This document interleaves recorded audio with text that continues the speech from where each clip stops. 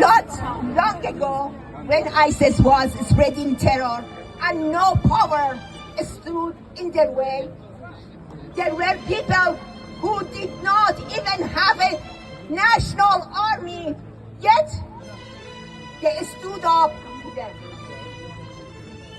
Thanks to United States, yes, United States provided military support, but let us be precise. It was the Kurds who stood on the front lines.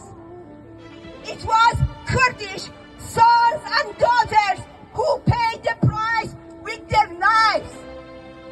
ISIS was defeated through their blood and sacrifice. Thousands of ISIS terrorists were captured by Kurdish forces. They were detained and secured by Kurds.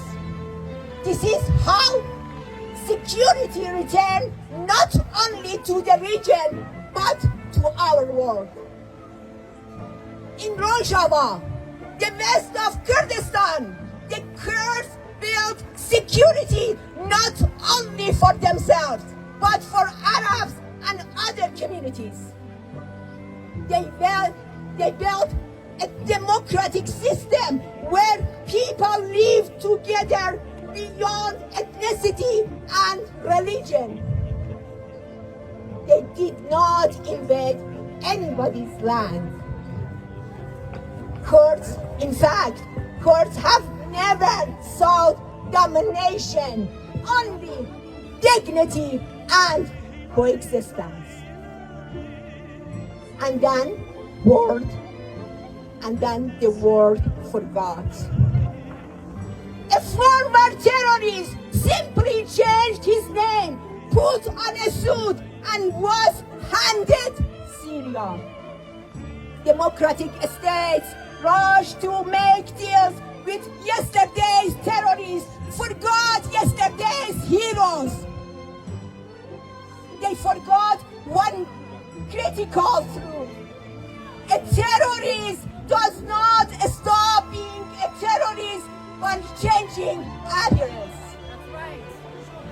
They allowed ISIS prisons, which guarded for years by the Kurds, to be opened. Thousands of ISIS fighters were released back into our world. Shame on them. There are ticking time bombs. Just wait.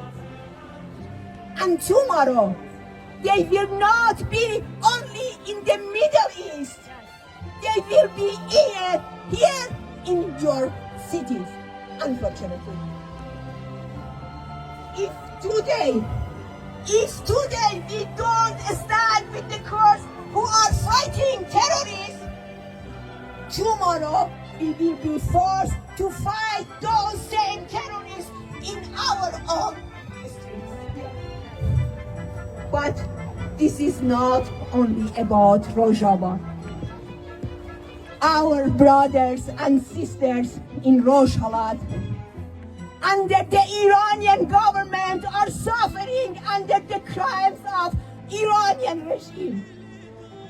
Look at what the regime has done in Iran.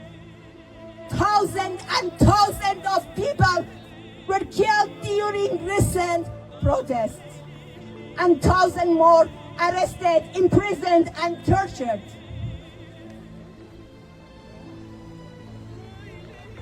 All people living under the Iranian regime, Kurdish and non-Kurdish, are living under repression, violence, and terror. They need help. They need help.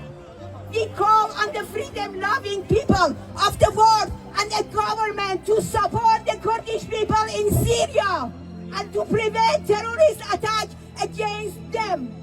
We also demand that international community do everything possible to stop the brutal killing of our Kurdish people by Iranian regime.